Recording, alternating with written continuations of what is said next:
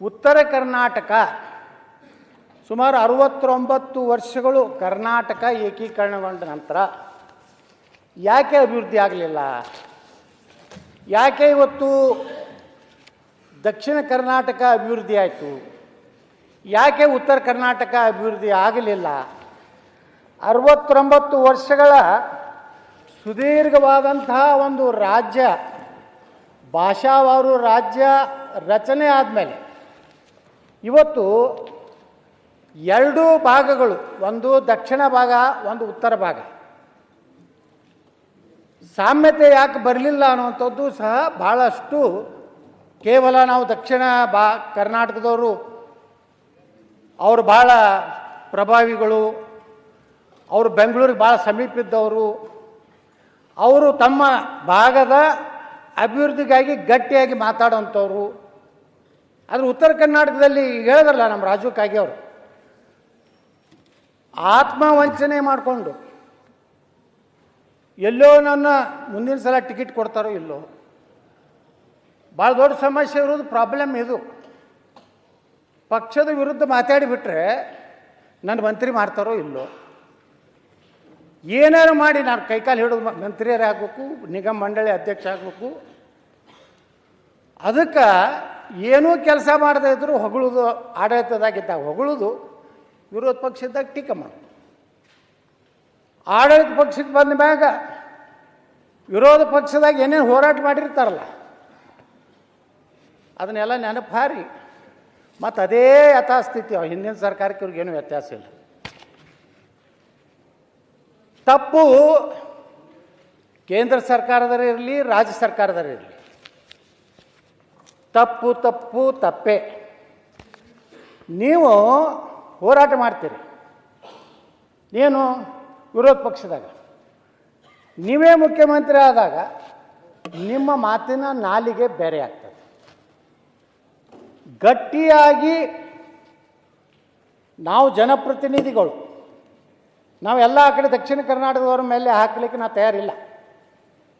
69 ವರ್ಷಗಳಿಂದ ಈ ಭಾಗದಿಂದ ವಿಧಾನಸಭೆಗೆ ಆರಿಸಿ ಬಂದಿದ್ದಲ್ಲೋ, ವಿಧಾನ ಪರಿಷತ್ ಸದಸ್ಯರಿರಲಿಲ್ಲೋ, ಲೋಕಸಭಾ ಸದಸ್ಯರಿರಲಿಲ್ಲೋ, ಯಾಕೆ ಹಿಂದುಳಿತು? ಯಾಕೆ ಸಾಮ್ಯತೆಯನ್ನು ಇವತ್ತು ಆಗಲಿಲ್ಲ? ಇವತ್ತು ನೋಡ್ತಾ ಇದ್ವಿ ಅಧ್ಯಕ್ಷರು, ನೀರಾವರಿ ಭಾಳ ದೊಡ್ಡ ಉತ್ತರ ಕರ್ನಾಟಕದ ಭವಿಷ್ಯ ಬದಲಾವಣೆ ಆಗಬೇಕಾದ್ರೆ ನಾವು ಏನಾದರೂ ಉತ್ತರ ಕರ್ನಾಟಕನ ಅಭಿವೃದ್ಧಿ ಮಾಡ್ತೀನಂದರೆ 10 ಕಿಲೋ ಅಕ್ಕಿಯಿಂದ ಉದ್ಧಾರ ಆಗುವುದಿಲ್ಲ. ನೀರಾವರಿ ಯೋಜನೆಗಳು ಇಡೀ ಕರ್ನಾಟಕದ 72 ಭಾಗದಷ್ಟು ಕೃಷ್ಣಾ ಕಣಿವೆ ಒಂದು ದೊಡ್ಡ ಭಾಗ ಕೃಷ್ಣೇದಾಳ. ಆದರೆ ಎಲ್ಲ ಸರ್ಕಾರಗಳು ಬಂದಾಗ, ನೀವು ಬಂದಾಗ ಏನು ಮಾಡಿದ್ರಿ, ನೀವು ಬಂದಾಗ ಏನು ಮಾಡಿದ್ರಿ?